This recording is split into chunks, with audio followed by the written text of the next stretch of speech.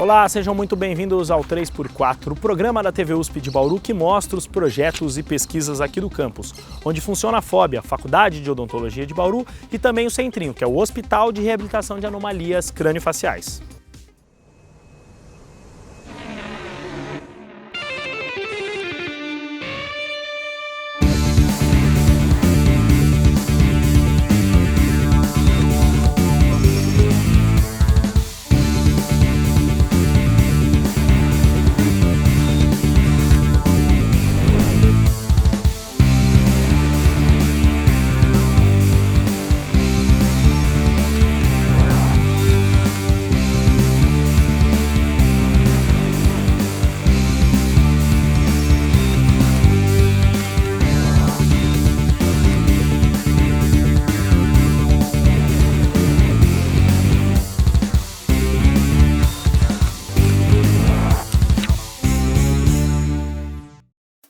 No programa de hoje vamos mostrar uma pesquisa que tentou entender melhor a diabetes mellitus tipo 1, verificando se fatores biossocio-comportamentais influenciam no aparecimento dessa doença.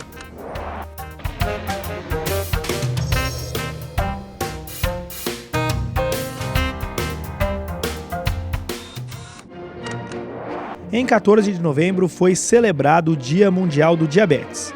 A doença crônica faz com que o corpo não produza insulina ou que não consiga empregar adequadamente a insulina que produz. Sem este hormônio, o nível de glicose no organismo fica desequilibrado e surgem vários problemas.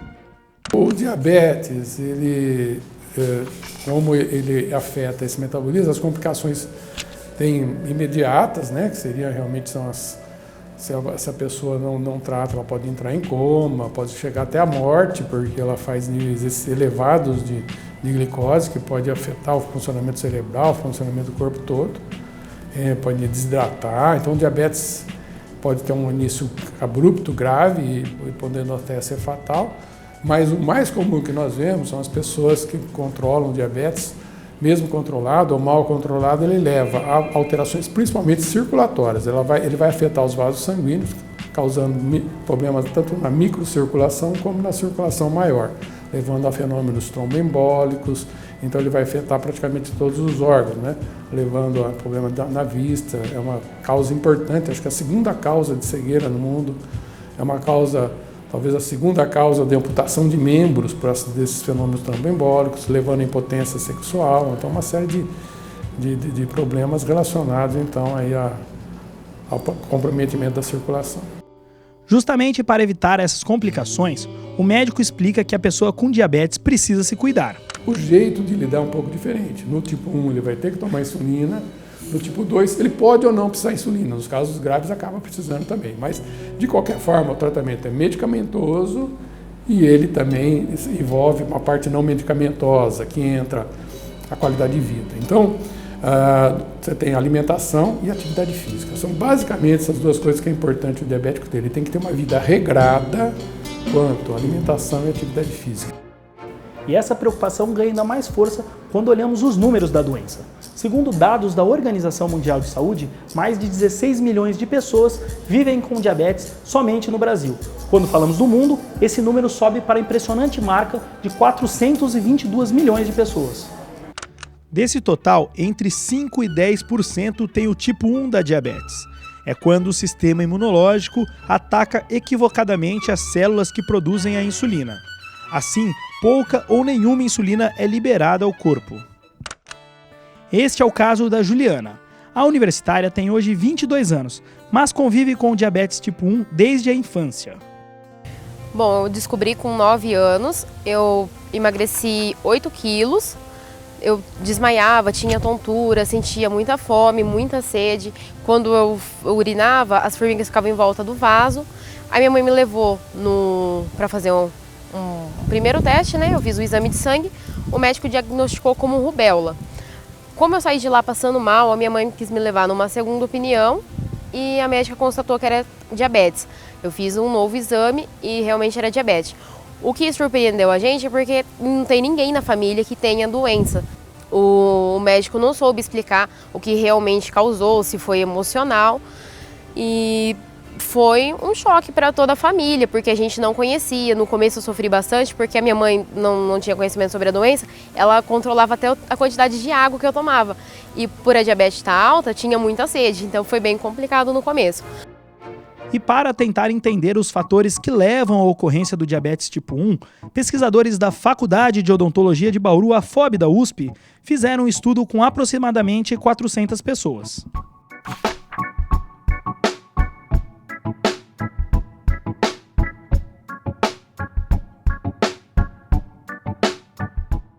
A ideia dessa pesquisa surgiu porque eu trabalhei alguns anos na Associação dos Diabéticos aqui de Bauru.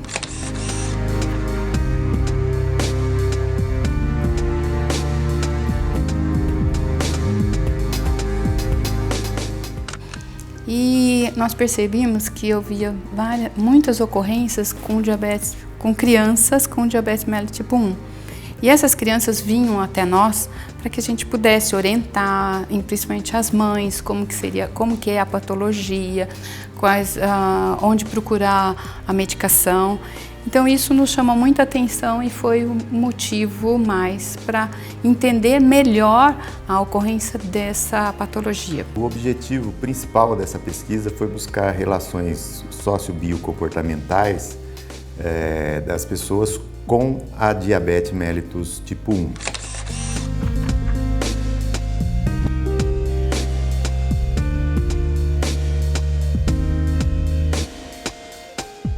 O que motivou essa pesquisa, nós temos uma parceria com o Dr. Negrato, que é um grande estudioso de diabetes aqui em Bauru, e os estudos dele têm mostrado que o diabetes mellitus tipo 1 tem crescido muito nos últimos anos. Esses estudos não são só aqui no Brasil, no mundo inteiro tem mostrado que está havendo um crescimento do número de casos, da incidência de diabetes mellitus tipo 1. Então, existem estudos ao redor do mundo todo tentando descobrir o porquê, quais são as causas, quais as relações da ocorrência da diabetes mellitus com características sociobio-comportamentais das pessoas. Foram aplicados questionários a todos os 399 participantes do estudo. Metade deles formada por pessoas sem a doença e a outra metade de pacientes com diabetes tipo 1. Essa pesquisa foi realizada em 2 locais, no Hospital Estadual e na Unidade Básica de Saúde Centro. E nós fizemos 2 questionários. Um questionário era realizado com os pais e responsáveis das crianças, com os indivíduos com diabetes mellitus tipo 1, e o outro questionário era realizado com crianças que não tinham essa patologia. Nesse questionário continham as perguntas de nome, o local onde morava, além dos dados de qual a data do diagnóstico do diabetes, quanto que ela pesava na data do diagnóstico, quanto que ela media, se o mês, o peso da mãe, se a mãe teve diabetes gestacional, o peso que ela teve antes ou depois da gestação. Após analisar as respostas dos questionários aplicados aos 2 grupos, os pesquisadores conseguiram dados que podem ajudar a entender melhor a ocorrência do diabetes tipo 1. Dentre os fatores estudados dessas relações, o que mostrou foi uma relação de ocorrência de maior diabetes com um intervalo maior entre os nascimentos dos irmãos e também com relação à catapora, né? A ocorrência de catapora se mostrou relacionada nesse estudo com a ocorrência do diabetes mellitus tipo 1. Essas infecções virais, nós vimos em alguns estudos que elas contribuem para o extermínio das células betas. E o nosso aqui foi a catapora que deu mais. Tá? As células beta, só para a gente entender, é a produtora da insulina, isso que contribui para a questão do diabetes. Isso, as células betas do pâncreas. Como o mestrado foi realizado na FOB, a pesquisa também procurou saber se as pessoas têm conhecimento que uma das complicações do diabetes é em relação à saúde bucal. Já existe uma relação comprovada da ocorrência de doença periodontal em quem é diabético, né? Então é muito importante o conhecimento desse fato, principalmente para as pessoas diabéticas e suas famílias, para que vejam com maior atenção os cuidados bucais para evitar esse outro problema, esse outro agravante que seria uma doença periodontal. Então, Maria Fátima, qual que é a importância de pesquisas como essa para talvez um melhor método preventivo para esse público que você viu na prática quanto precisa dessa atenção? É para o melhor entendimento da ocorrência desta patologia e que o sistema público possa conhecer melhor essa patologia, como que surge isso e que para melhorar o desenvolvimento, para que melhore o sistema, né, que haja mais compreensão nisso e haja mais prevenção nessa parte. Eu acho muito importante para auxiliar as pessoas, tanto os diabéticos quanto as crianças que desenvolvem, né, do nada a família não tem conhecimento. Isso daí ajuda muito a família a conhecer o diabetes, a própria pessoa, ter um entendimento maior sobre a doença, o que causa. Toda pesquisa clínica, o objetivo principal é se encontrar a causa e daí poder prevenir para que não ocorra patologia, né? Então, evidentemente que quando se entende melhor as doenças, você acaba podendo agir na causa e prevenindo então para evitar essa ocorrência. Sem dúvida, isso é um objetivo bastante importante para a saúde pública, para o cuidado das populações aí.